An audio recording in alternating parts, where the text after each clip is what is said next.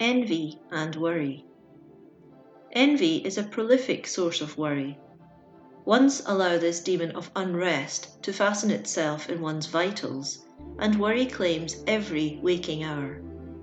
Envy is that peculiar demon of discontent that cannot see the abilities, attainments, achievements, or possessions of another without malicious determination to belittle, deride, make light of, or absolutely deny their existence, while all the time covetously craving them for itself.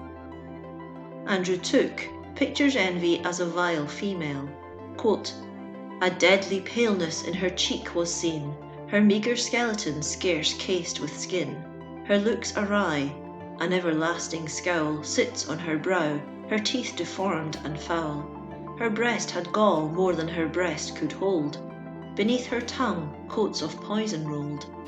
No smile e'er smoothed her furrowed brow but those which rose from laughing at another's woes. Her eyes were strangers to the sweets of sleep, devouring spite for ever waking keep. She sees blessed men with vast success crowned, their joys distract her and their glories wound. She kills abroad, herself's consumed at home, and her own crimes are her perpetual martyrdom." End quote.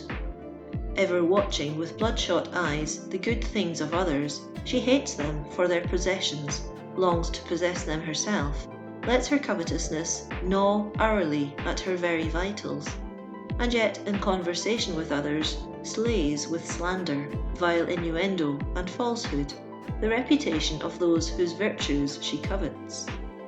As Robert Pollock wrote of one full of envy, quote, "It was his earnest work and daily toil with lying tongue to make the noble seem mean as himself. Whene'er he heard, as oft he did, of joy and happiness, and great prosperity and rising worth, 'twas like a wave of wormwood o'er his soul, rolling its bitterness." End quote. Aye, and he drank in great draughts of this bitter flood, holding it in his mouth, tasting its foul and biting qualities, until his whole being seemed saturated with it, hating it, dreading it, suffering every moment while doing it, yet enduring it because of his envy at the good of others. Few there are who, at some time or other in their lives, do not have a taste at least of the stinging bite of envy. Girls are envious of each other's good looks, clothes, possessions, houses, friends. Boys of the strength, skill, ability, popularity of others.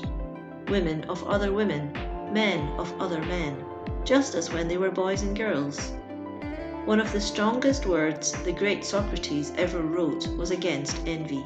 He said, quote, "Envy is the daughter of pride, the author of murder and revenge, the beginner of secret sedition, the perpetual tormentor of virtue.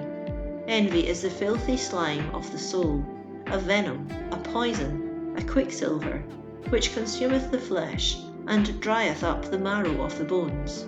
End quote. And history clearly shows that the wise philosopher stated facts. Caligula slew his brother because he possessed a beauty that led him to be more esteemed and favoured than he.